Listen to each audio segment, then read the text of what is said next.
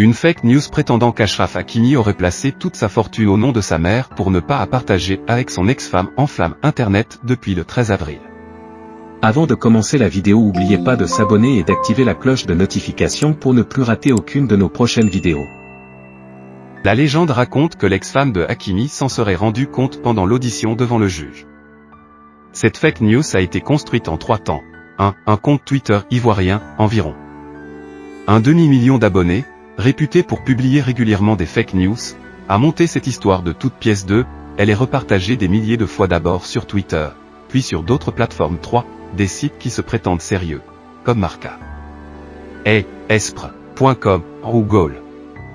FR partagent cette information sur leur site et leur page sur les réseaux sociaux. Pourquoi cette information ne peut-elle pas être vraie? Pour simplifier, il existe 2 grands types de régimes matrimoniaux.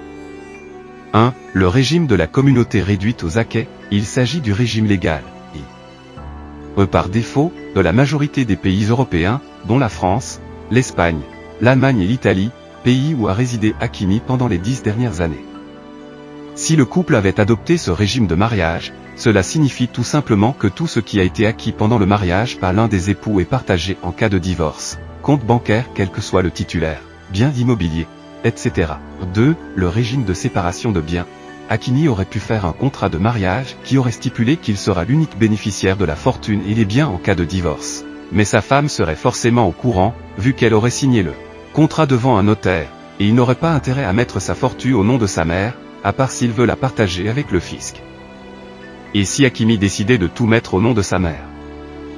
2 cas de figure. 1. Il l'aurait fait avant le divorce, dans ce cas sa femme aurait été au courant, et il paierait jusqu'à 45% d'impôts dans le cadre du régime sur les donations, ce qui est colossal quand on connaît la taille de la fortune de Hakimi.